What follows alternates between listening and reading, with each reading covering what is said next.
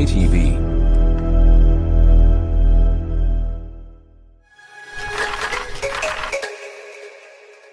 Korean Sir, Korean යන app එක.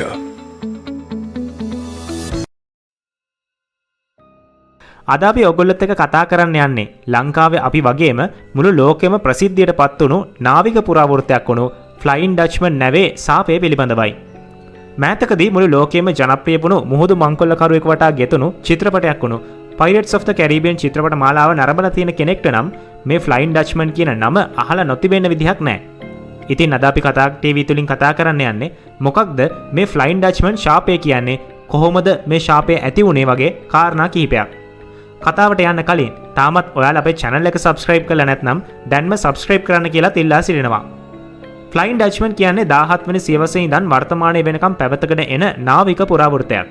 මේ නෞකාව අයිති වෙලා තිබ්බේ VOC එහෙම නැත්නම් ලන්දේසි පෙරදිග ඉන්දියා වෙළඳ සමාගමටයි.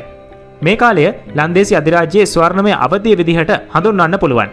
නාවික ශාස්ත්‍රයේ ඉදිරියෙන්ම හිටපු මේ ලන්දේසි අධිරාජ්‍ය තමගේ නාවික කටයුතු වෙළඳාම් වගේම යටත් විජිත පාලනයටත් පහසුකම් සලසගත්තේ නැව් මගින්.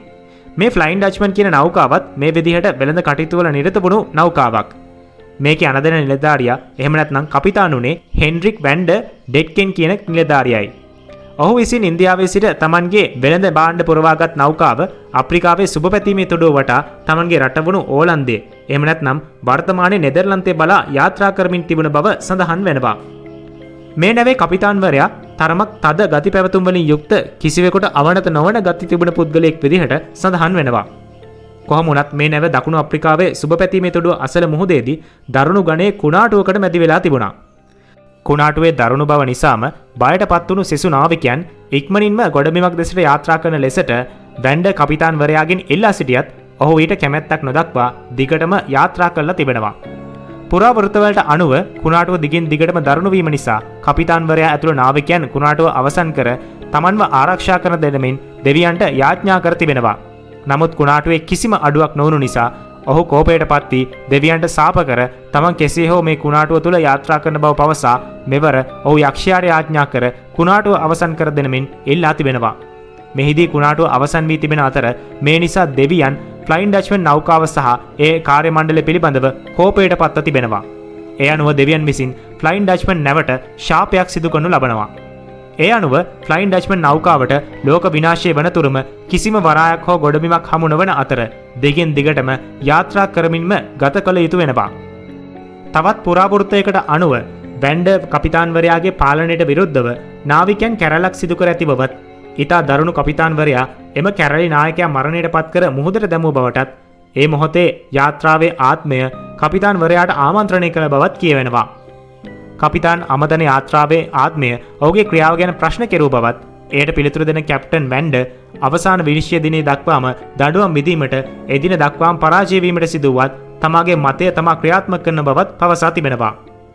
ඊට පිළිතුරු දෙන දෙවියන්ගේ දූතහඬ ඔබේ ක්‍රියාවන්ට ප්‍රතිඵල ලෙස සදාකාලිකවම ශාපයට ලක් කරන ලද නෞකාව සහ නාවිකයන් අවසන් විනිශ්චය දිනේ දක්වාම සදාකාලිකවම යාත්‍රා කිරීමට නියම වන බවත්, මියගේ මිනිසුන්ගෙන් සමන්විත අවතාර නෞකාව දකින ඕනෑම කෙනෙකු මරණයට පත්වන බවත්, කිසිදාක ගොඩබිමකට පැමිණිය නොහැකි බවත් පවසනවා.